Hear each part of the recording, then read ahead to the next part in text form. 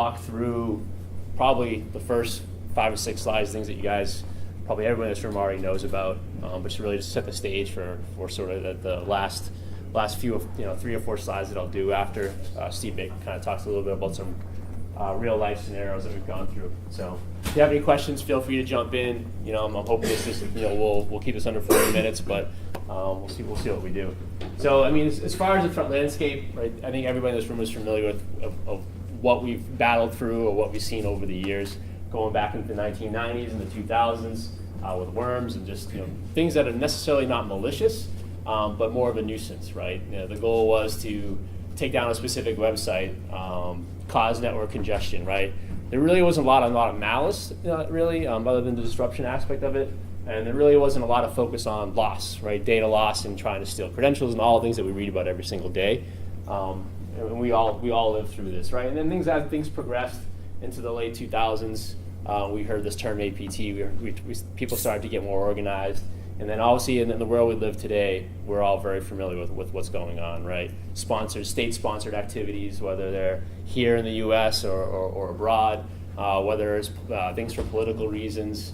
Every time some type of political type event takes place or society-based event takes place, there's always some type of ramification from a computer or from a networking or from an attack perspective. It's just the world we live in, right? Every day the news is riddled with some type of activity. And again, typically it falls into some of these buckets here in the 2000s, right?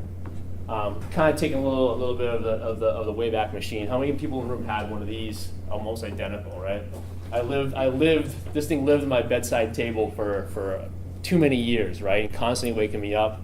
And the two that I remember mostly about in the 2000s were Blaster and Code Red, right? I mean, these nights and these 3 or 4 days, there's no sleep for anybody. There really weren't a lot of defenses for these things, even though they're very, very simple to block. I mean, who would think that an expression like default, that IDA question mark, would be tough to block back in these days, right? Today, we can do it almost, our phones, or we can almost do it in our sleep with writing expressions to block that type of stuff. But these things were very disruptive, right? Brought down every network that these things got introduced into. Again, not necessarily malicious, but they were there, right? I think Blaster, obviously a SIM flood attack, I think it was targeting like a whitehouse.gov website, trying to take it down, right? And then you had copycats that would just take it and change things around and take down your friend's website and that type of stuff, right? Pretty benign stuff, but this is what we dealt with in the late 2000s, right? Today it's a completely different thing, right? You don't really have to know anything about anything to be a nuisance, right? When I was in college, we worked very hard to be a nuisance, right? And you had to know a little bit about something to be a nuisance. But today, anybody can do it, right? There's tools that you can download for free, multiple websites, to create your own variants and stuff like that. And then you got websites like VirusTotal, right? So that's owned by Google, that helps you validate that what you've created won't be caught, right? So it's even easier to create this type of stuff. Again, this is a website that probably everybody in the room has gone to. We could download any type of malware that we want, make a slight change, run it through VirusTotal, and see if any of the major AV vendors will pick it up. Right? If it doesn't, you've created something new that you may try to use, or again try to be a nuisance, or attack a competitor or something like that. Right? Very, very simple tools. Really, just literally anybody can do it. So the malware infection rate has obviously increased hugely, right? Just some numbers. These numbers are based off of like 2014. Nothing really that alarmist about it, but you can see here, within just a minute time frame, a couple minute time frame, a half a day, some significant things do happen. Some of this data is actually pulled off of our customer feedback that we have across the globe, just to kind of give just a generic rate. So what are we doing today? So how have things evolved? I like to lump these 3 technologies into the sort of the next generation category, right? Everybody, or at least 99% or the high 90s, have some form of IPS, right? Whether it's standalone, whether it's open source, whether it's consolidated, right? They have some level of it. Pretty unsophisticated, pretty easy to deploy, right? Prone to maybe a lot of tuning and stuff. But if you look at some of the major vendors out there, Whether it's us or whether it's Fortinet, whether it's Palo Alto, whether it's Cisco or Juniper, SourceFire obviously acquired by Cisco. Relatively easy to deploy, right? But very, very simplistic in its approach. You kind of have to know about it to actually block something, right? It's sort of post-reaction. Again, we try very, very hard to write signatures or write specific anomaly detection heuristics to be able to detect things that go above and beyond the generic signature that was created, but still very, very much dated to a sort of a day zero type of scenario, right? We do pretty well, but it doesn't necessarily cover the full gamut. And then you have antivirus and anti-bot, right? They're kind of like an unhappy marriage, right? You kind of have to have one without the other. Antivirus is kind of, I think, is probably the biggest no-brainer that's out there today. Millions and millions and millions of files, millions and millions and millions of IPs and URLs, that have associated MD5s that you just block at the front door because you know that they're malicious. Again, not a day zero type of thing, but something that, again, whether you're doing it on the network or doing it on the desktop or doing it both, right? That these types of things exist, right? And anti-bot's the complete opposite of that. What happens when something gets in your network and then is trying to communicate back to somewhere, right? So this is the sort of the post-infection where antivirus is more the pre-infection. So these technologies that exist out here, right? Again, whether they're consolidated on a single security gateway, whether they're standalone products, whether they're on the endpoint or whether they're on the network, right? These are things that, from a threat detection perspective, that we've evolved to this stage. And I would say out of my customer base on the East Coast, there's a very, very high percentage. I would say maybe 75-80% of customers that are deploying all these technologies on the network side, right? We've just come to that point where if you're not blocking all things that that are bad, you're just letting too much in, right? And we won't even talk about HTTPS and encryption and being the man in the middle and looking at that percentage of traffic. Let's just talk purely about stuff that's unencrypted today. Right, this is a pretty good way, right, to kind of stop as things kind of evolve over time. So we talked about, right, the basic thing we're trying to get to in this conversation, that signature-based stuff is not good enough, right? So we talked about IPS and antivirus and what they do, right? We can enforce protocols and standards. We can detect variations from specific protocols. We can look into patterns. We can create patterns. The patterns that are more broad in its ability to catch things. But what they're limited to are these types of things, right? And I even showed you virus total as a way that I can take something that is going to be caught, run it, make a few slight changes, and then run it and make sure it's not being detected. It's that easy to do, right? So again, IPS and these other technologies aren't bad things to have because you have to have them. But kind of like the stance, like airbags in cars, like when you have to have airbags. You have to have these safety types of things that are built in. Here's an example, right? The Zeus builder, right? Any of you guys ever seen the Zeus builder before, right? Probably everybody in this room. But you can download Zeus builder, make a change, and make your own variant of it, right? Now, a good IPS and a good anti-bot, antivirus strategy will block these variants because the variant is sort of at the tail end of what you're creating. But if you're sophisticated enough, you can probably build some variant of Zeus that's your own and try to evade things, right? Again, this is why anybody can really do it, right? This is not something that you have to build or derive from your own. You simply download a tool off the internet and you go for it, right? So we're of course we're evolving. So I think Steve, you can jump in and talk a little bit about some of the threats here in the wild.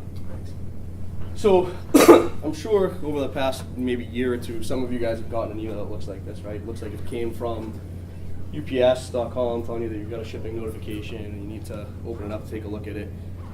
We all know, hopefully in this room, that was a piece of malware that was trying to proliferate out there. Real simple what it did, right? So it was able to go out and folks would open it, it would crash. When it relaunched, it would open a blank dock, so there was nothing there.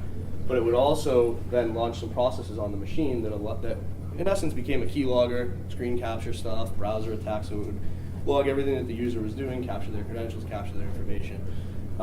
What's interesting about this, I think, is that virus total, when it first came out, it was less than 10% detection rate, right? So what Mark was talking about as far as folks being able to go in and make a real small modification to their malware can very easily evade detection.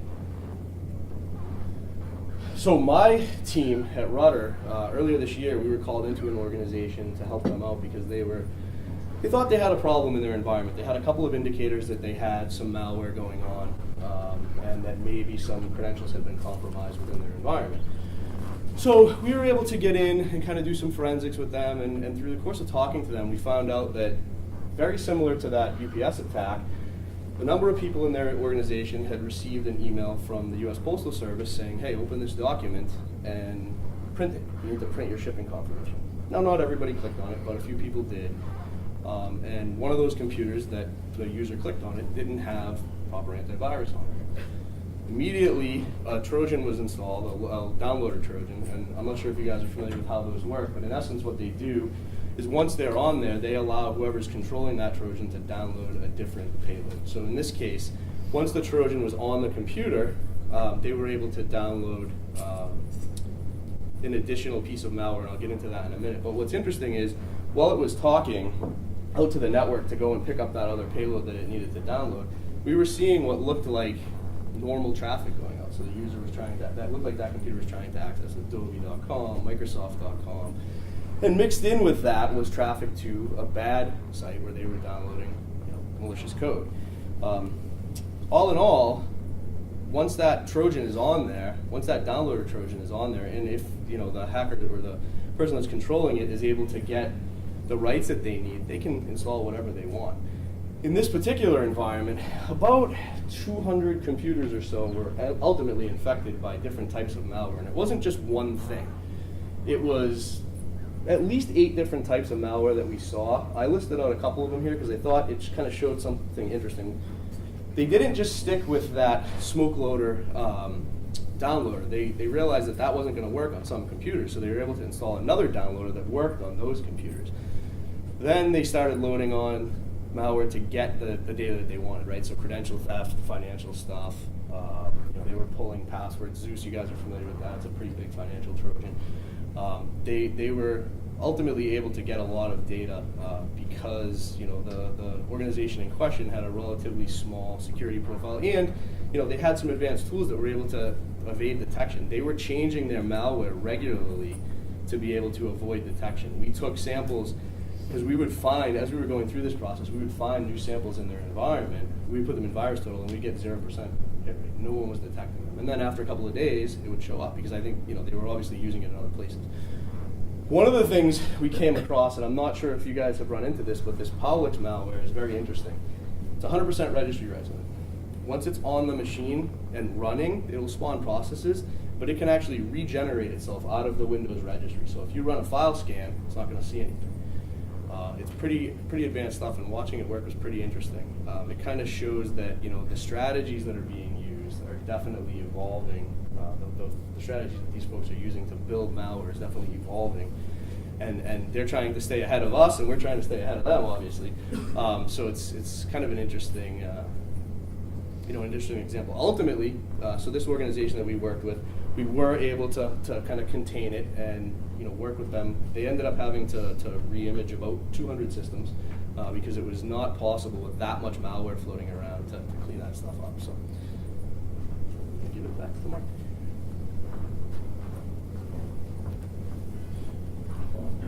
So now we'll talk a little bit about technology and how it's evolving. To Steve's point, right? That there's many types of malware, right? Some more sophisticated than others. So what you've probably heard out in the marketplace, FireEye kind of kicked off a lot of the traction a couple of years ago relative to sandboxing. But this is obviously what one technique to look at sort of day zero type vulnerabilities, right? Most companies now have a sandboxing solution. What it comes down to is how effective it is at catching specific things relative to emulating files or downloads or web sessions or flash sessions or other types of things, right? So just to get so we're all on the same page, what is sandboxing? What is emulation? Typically, it's something that's hypervisor based that actually can run Windows 7 or Windows Windows 8. Maybe even going back to XP desktop user sessions on some type of hypervisor, whether it's proprietary or something that's open source, right? files come in, whether it's coming in from an HTTP download or an email, or like I said, some type of browser type of plugin like Flash. It's intercepted by some type of gateway, right? The gateway then sends that file to something for it to be emulated, right? This hypervisor-based system that's running the multiple desktops, right? So PDFs, spreadsheets, docs, PowerPoints, the typical stuff, right? Goes into the emulation device, and what ends up happening is that we emulate what actually happens when that file gets executed, right? It makes sense that an Adobe may talk to, a PDF may talk to Adobe, right? It makes sense that certain things happen, but there are glaring things that could happen that don't make any sense whatsoever, like making tons of raw registry edits, making communication to countries that typically aren't something that a PDF may do. Same thing with a doc file, all that type of stuff, right? Then after the emulation is complete, right, and really in the industry what you're seeing here is how long that takes from an effective rate perspective. So obviously the smaller a period of time it takes to emulate a file, the better off you are, because the end user experience is less effective, right? If you emulate something for 35 minutes, someone just didn't get an email for 35 minutes and you're sitting there like, what's going on, right? Our average time from a checkpoint perspective is around 4 minutes in the worst case scenario, right? Just to give you an idea of what it could be if it's sophisticated malware. So you sandbox it, you emulate it, and then you tell the gateway, or you tell the endpoint, or you tell some device in your network that don't let this file through, block it on the incoming and outgoing, right? And then hopefully the system also reports back to you saying these files are malicious. These individuals are already downloaded, so go help them remediate, right? Now we're detecting.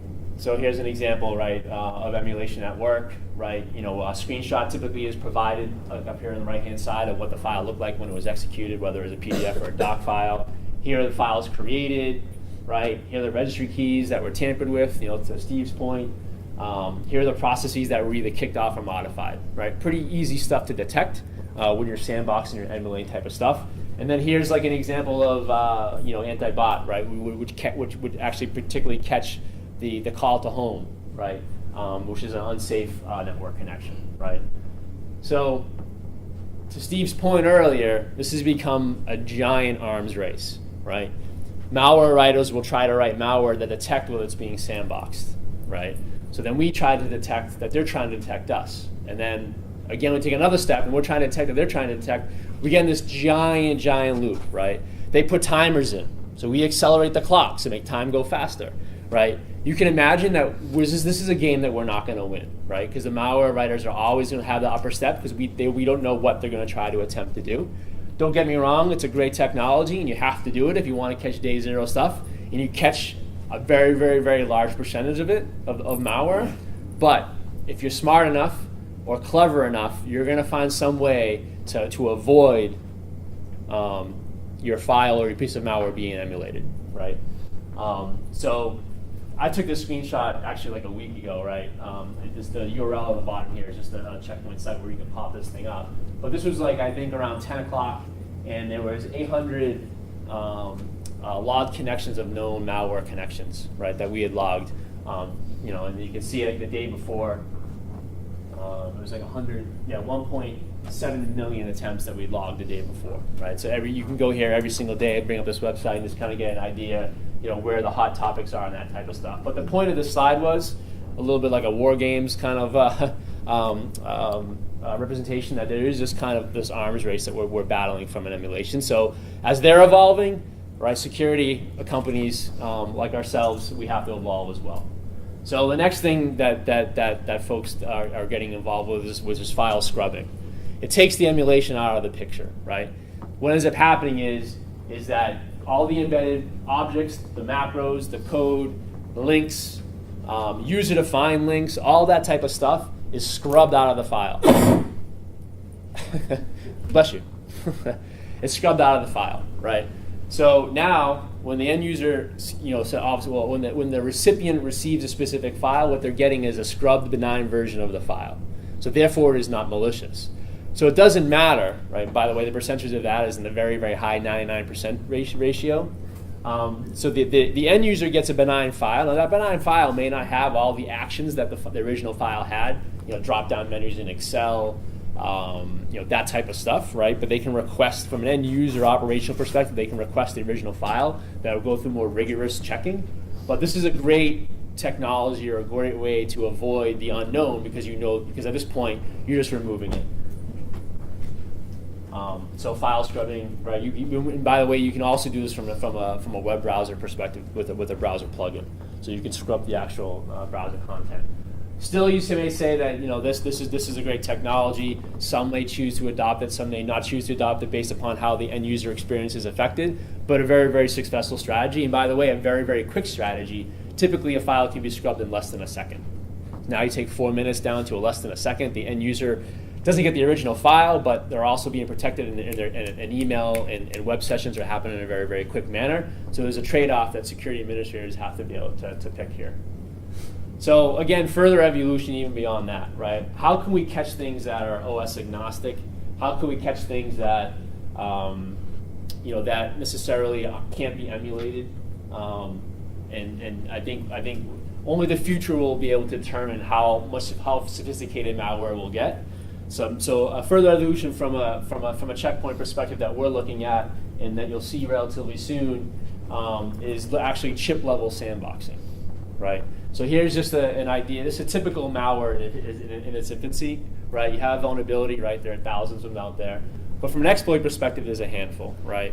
Whether it's privilege escalation, whether it's stack jumping, whether it's shellcode execution, there's maybe less than 10 around that number of actual exploits that are known, right? And then for malware, right, there's millions. We all know that, right? So what happens if you can detect the exploit, right? These types of things here that you see here, OS controls, right? Things like that. What happens if you can detect that at a chip level before the malware even gets downloaded on the OS, right? And who knows what the OS is? What happens if a Mac OS exploit or a piece of malware gets run on an Intel-based emulation engine? Nothing, right? It gets through the front door, right? So what can we do? How can we evolve, right? So in modern day Intel chipsets, there are things that are built in to do this, right? DEP, ASLR, right? There are things that the Intel chipsets actually enable and look for specific exploits and prevent those exploits from happening from an operating system perspective, right? These are designed inside of here, but people obviously try to evade them just as much. So the next level or the next evolution of sandboxing, like I mentioned, is chip level sandboxing. Inside the Intel Haswell chipset, which is the latest chipset that Intel released, they have an API. The API you can actually monitor different aspects and different characteristics and heuristics of the CPU itself, right? So if you look at the CPU and how it's behaving, and you actually write controls around the modern day exploits that you know about, you can predict whether the code that's being run is either malicious or it's happening under the typical standard finite, of a good application or a good piece of document or what have you, right? So if you write into the API of the Haswell chipset and you look for these types of things, you can you can do searches and you can look for stack overflows, you can look for jumps and runs, you can look for the various level different things that happen from an exploit perspective, and then completely agnostic to the operating system, before it even needs to go to emulation to be run, you can detect these types of vulnerabilities, whether it's rootkits or hidden malware or what have you. It's more resilient to sandboxing because you actually never have to get to the sandboxing level because you're looking at the Intel data from the CPU and what the exploits look like. If you couple this with the technology that we talked about, right, and you layer on IPS, you layer on antivirus, you do antivirus, you do emulation, but then you layer this on top, right, you get a pretty good strategy, a pretty good defense against modern day malware. The beauty of this is the OS agnostic part of it. You catch the Mac OS stuff before, if you're not emulating Mac OS. Critical infrastructure, right? Running on Siemens hardware and all this stuff that's proprietary. People can write malware for that as well if they're targeting it. We all know about Stuxnet and how famous that was and how it delayed the obviously the nuclear program for so very long. A technology like this could potentially look at how the CPU is being affected and determine these types of things where it's unrelated to the Microsoft operating system, which obviously is the major focus of the malware writers. And I talked lot of what I talked about was more on the networking side, right? Picking up files off of the network and emulating it, picking up files or destinations of IPs or URLs or what have you, right? But this also extends down to the endpoint, right? Here's an example, where anti-bot, antivirus emulation is actually running on the endpoint side as well. You can report the affected processes, the affected files, and all that type of stuff. So it extends, beyond just the network, and obviously you can do it on the endpoint side. The next biggest thing, and I'll hand it back over to Steve to wrap up, is the predictive intelligence, right? Retroactive intelligence. Today, the most common thing is that you have an infection at 9:15. Well, that's great. It's great that you have the infection. It's great that I can get a log and I can create a report and say these individuals were known to contain malware at 9:15. This is where they tried to go, and this is what they tried to do. This is the data that potentially tried to escape. But what happened before, right? What other machines were involved as part of this, right? There's a lot of information from a predictive or a retroactive perspective that's very, very important, right? To find out, the 200 machines that are affected, right? And having that inventory and going back, just me going to Google at 8 o'clock in the morning is not a big deal. But at 9:15 now I'm owned. What did I go to Google for? What, do you have a packet capture what it looked like when I went to Google? What did I download? What website did I go on? Which DNS server responded to www.google.com when I did that? That's the type of information that's being cataloged and being used for later on, so that when you get an infection, you can reverse back and see what the conditions were that set that up, so you can do a better job with your cleanup, with your forensics, and all that type of stuff. And Steve, I think, back to you. Thank you. So, I think one of the things I want to make sure that everyone understands, and I think you probably do, why are we even talking about this, right? So, as we said, malware is continuing to evolve. There's been, you can't go more than a week or two without hearing about some data breach. I think there was an IRS one that came out yesterday or something like that, 104,000 accounts. We're seeing a huge increase in that year over year. So 2013 to 2014, there was a 25% increase in malware. There was 317 new variants of malware. That's an enormous number if you think about it, right? That equates to a large number of malware every couple of minutes that's being modified. And some of that is malware within the same family that's just being changed to avoid detection. Some of it's new variants of things that we've never seen before using exploits that are new. Folks are going after mobile devices, right? So there was I think it came from Symantec. There was a report that 17% of Android apps right now have malware-like functionality in them. Now, they may not be completely malicious, but they have malware characteristics. That's a pretty big number. Ransomware, I'm sure just about everybody in here knows somebody who got hit with ransomware in the last 12 months, right? And it's interesting because the theory, if you think about it, the malware writers need money to fund their efforts, right? And making money through ransomware is a great way to do it, because people are home users and folks like that are gonna click on a link and they're gonna lose their documents and they're gonna pay the money to get them unencrypted. These guys see this as a big business. They've actually got customer service portals now. If you lose your recovery code, you can put in your order number and get the code again, right? So they're taking it pretty seriously, and it's because it helps fund their more lucrative efforts.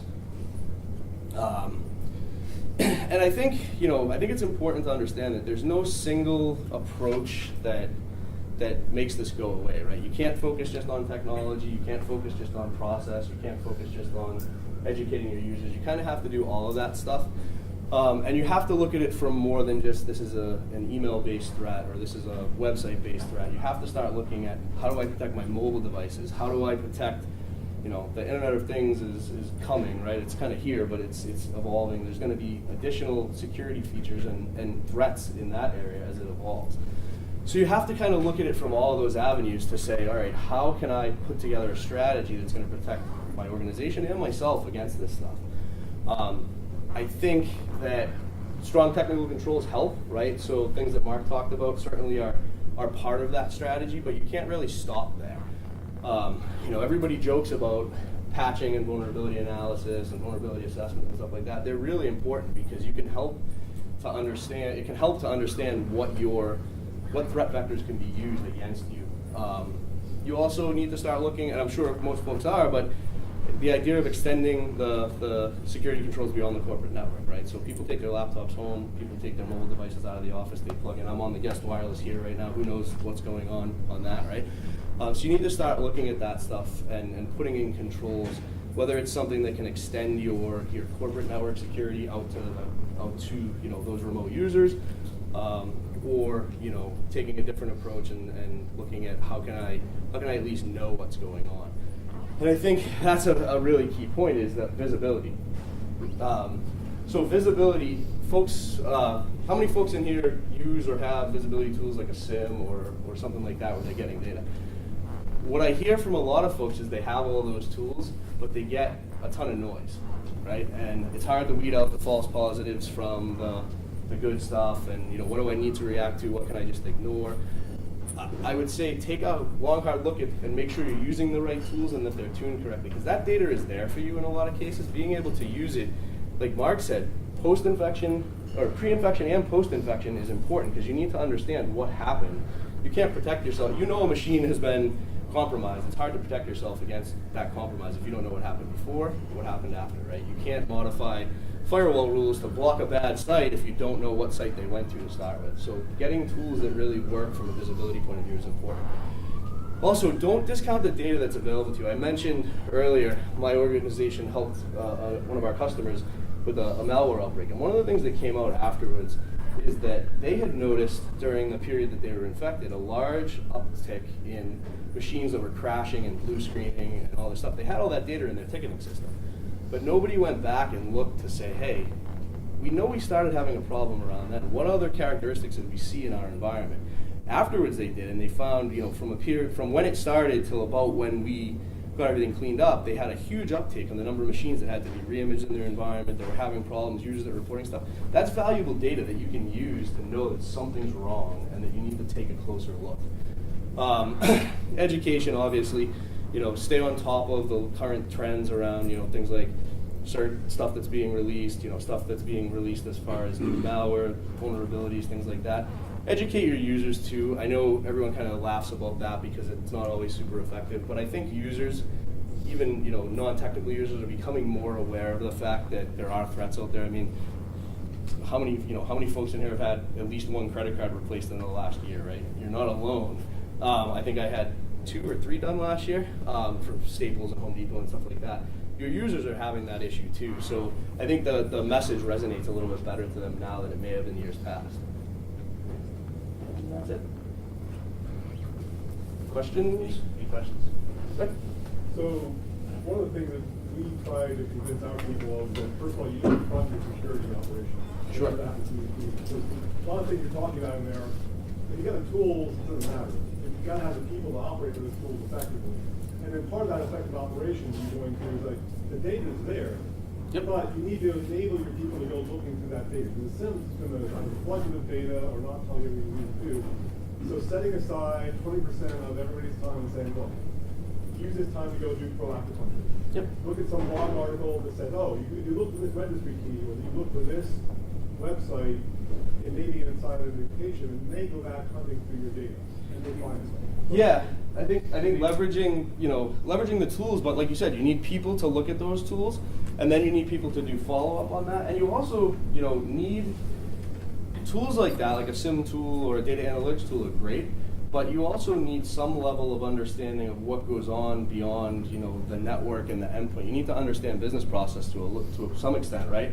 Because I can write rules within just about any SIM to tell me when this network connection is made from this server to this server and out to the internet. But what does that matter if I don't understand what those servers are doing and what they're supposed to be doing? So I think that's that is a key element of it, right? Is having folks that have the cycles, whether it's an environment where you have a full-blown SOC or somebody that dedicates a lot of their time to reviewing that stuff and then following up to make sure that the stuff that you see is being analyzed to at a deeper level. And then reward those people with whatever it takes to reward them, whether that's nights off or that's connection to a conference or insight or whatever it happens to be. Because if those people now leave your organization, you've lost all that business. Absolutely true. Security never sleeps, right? Any other questions? All right, thank you guys. Appreciate it.